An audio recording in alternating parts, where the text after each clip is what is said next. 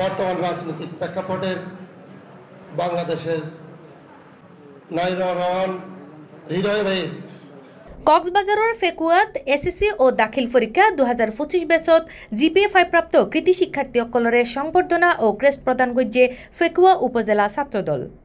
অবশ্যই মধ্যে বক্তারা বলেছেন ফেকুয়া উপজেলায় 2024 সনের প্রায় শত শত পরীক্ষার্থীর মধ্যে 120 জন কৃতি ছাত্র, তার মধ্যে জিপিএ প্রাপ্ত 5 প্রাপ্ত ছাত্র। তোমরা মেধা চর্চার জন্য তাদেরকে সম্মাননা হিসেবে এই প্রথমবারের মতো একটা বিশাল আঙ্গিকে সুন্দর এবং মনোরম পরিবেশে যে সংবর্ধিত করা হচ্ছে, এটি অভূতপূর্ব। বিশিতবার বিয়াল 3টার সময় উপজেলা পরিষদ হল রুমত ফেকুয়া উপজেলা ছাত্রদল নেতা নাইমুর রহমান হৃদয়ের উদ্যোগে এই সংবর্ধনা অনুষ্ঠিত হয়। কখনো মাথায় আনবেন না আমরা গ্রামে থাকি।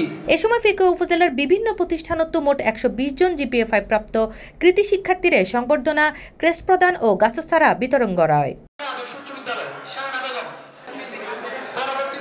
আহসান হাবিব ও হিরণ সরোয়ারের যৌথ সঞ্চালনায় এই অনুষ্ঠানের সভাপতিত্ব করে ছাত্রদল নেতা নাইমুর রহমান হৃদয়। এ সময় প্রধান অতিথির বক্তব্য রাখে পেকুয়া উপজেলা বিএনপির সাধারণ সম্পাদক ইকবাল হোসেন। বিশেষ অতিথির বক্তব্য প্রদান করে পেকুয়া প্রেস ক্লাবের সভাপতি ও পাক্ষিক পেকুয়ার সম্পাদক সফওয়ানুল করিম এবং আরও বক্তব্য প্রদান করে পেকুয়া বালিকা উচ্চ বিদ্যালয়ের প্রধান শিক্ষক আবুল হাশেম সহ অন্যান্য অকল। আমার সামনে যারা উপবিষ্ট আছেন তারা হচ্ছেন পেকুয়া উপজেলার উজ্জ্বল নক্ষত্র। জ্ঞানী গুণী যারা ছাত্র আছেন তাদের সামনে বক্তব্য রাখতেছি। শিক্ষা জীবনের স্তর হচ্ছে এই এসএসসি। আগামীতে এই এসএসসির কৃতিত্ব ধরে রেখে সামনের দিকে আগাতে হবে। আমি জানি না আপনাদেরকে এই কৃতি সংবর্ধনা দিয়ে কতটা মূল্যায়িত করতে পারবো।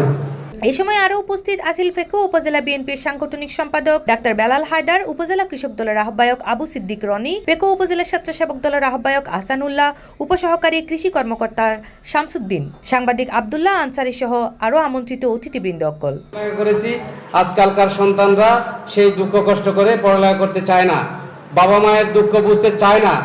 বাবা মায়ের দুঃখ আপনাদেরকে বুঝতে হবে, আপনাদেরকে সেই দিকেও খেয়াল রাখতে হবে।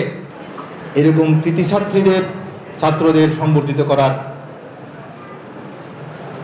মতো পরিবেশ অনুষ্ঠানে আমরা কখনো যোগ দিতে পারিনি।